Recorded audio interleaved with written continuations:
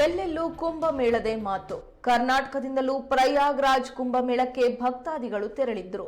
ಅವರು ನಮ್ಮ ಬಳಿ ಅಲ್ಲಿನ ಅನುಭವವನ್ನ ಹಂಚಿಕೊಂಡಿದ್ದಾರೆ. ಅವ್ರೇನ್ ಹೇಳ್ತಾರೆ ಕೇಳೋಣ ಬನ್ನಿ. ಎಲ್ರಿಗೂ ನಮಸ್ಕಾರ.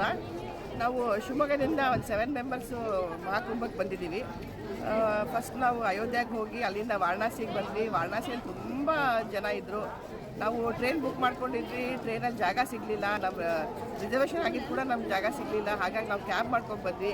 ಇಲ್ಲಿ ಕ್ಯಾಬ್ ಮಾಡ್ಕೊಂಡು ಬಂದಾಗ ನಮಗೆ ಒಂದು ಕಡೆ ಟ್ರಾಫಿಕ್ ಬ್ಲಾಕ್ ಮಾಡಿದರು.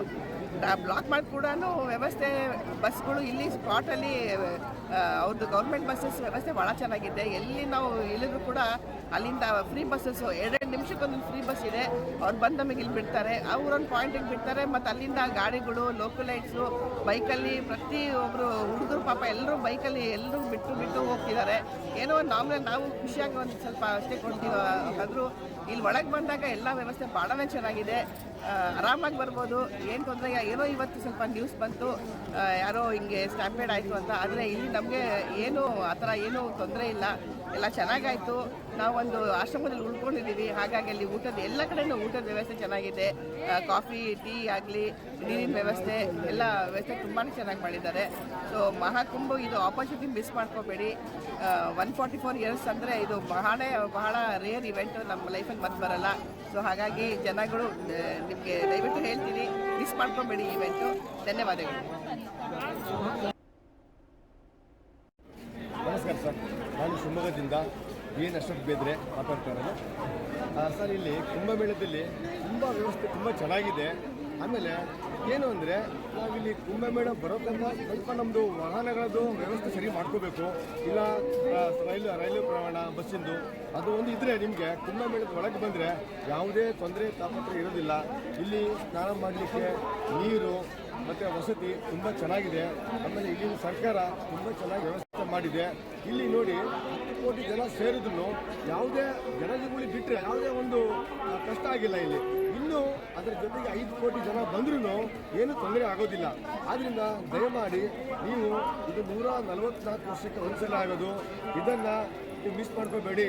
ದಯವಿಟ್ಟು ಹಿಂದೂ ಬಾಂಧವರು ಎಲ್ಲರೂ ಬನ್ನಿ, ಇಲ್ಲಿನ ಒಂದು ವ್ಯವಸ್ಥೆಯನ್ನು ನೋಡಿ.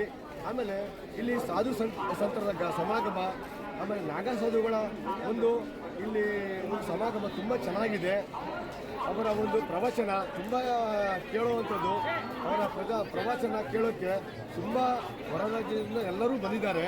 ಹಾಗಾಗಿ ನೀವು ಸುಧಾ ನಮ್ಮ ಕರ್ನಾಟಕದಿಂದ ಸಮಸ್ತ ಹಿಂದೂ ಬಾಂಧವರು ಬರಬೇಕು.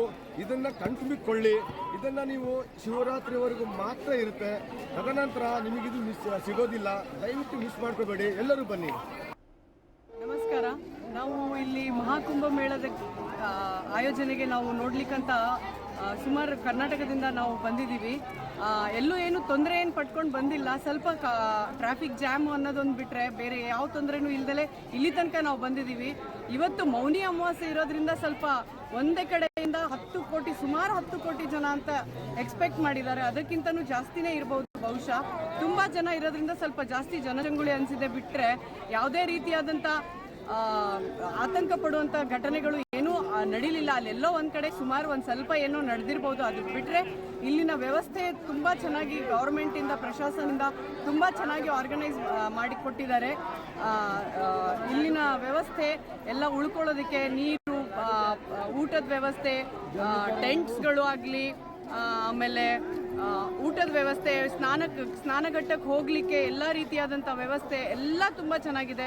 ಎಲ್ಲ ಪೊಲೀಸ್ನವರು, ಎಲ್ಲ ಇಲ್ಲಿನ ಕಾರ್ಯಕರ್ತರು ತುಂಬ ಚೆನ್ನಾಗಿ ಹೆಲ್ಪ್ ಮಾಡ್ತಾರೆ. ಯಾವುದೇ ಆತಂಕ ಇಲ್ದಲೇ ಇಲ್ಲಿ ಬಂದು ಒಮ್ಮೆ ಆದರೂ ಮಹಾಕುಂಭ ಮೇಳ ನೋಡಲೇಬೇಕು. ಇನ್ನು ಶಿವರಾತ್ರಿ ತನಕ ಇದೆ. ಇವತ್ತು ಒಂದು ದಿವಸ ಮೌನಿ ಅಮಾವಾಸ್ಯೆ ಇರೋದ್ರಿಂದ ವಿಶೇಷವಾಗಿ ಜನ ಜಾಸ್ತಿ ಇರುತ್ತಾರೆ ಅನ್ನೋದು ಬಿಟ್ಟರೆ ಬೇರೆ ದಿನ ಇಷ್ಟು ಇರೋದಿಲ್ಲ ಅಂತೆ. ಹಾಗಾಗಿ ಏನೂ ತೊಂದರೆ ಆಗೋದಿಲ್ಲ. ಧನ್ಯವಾದಗಳು.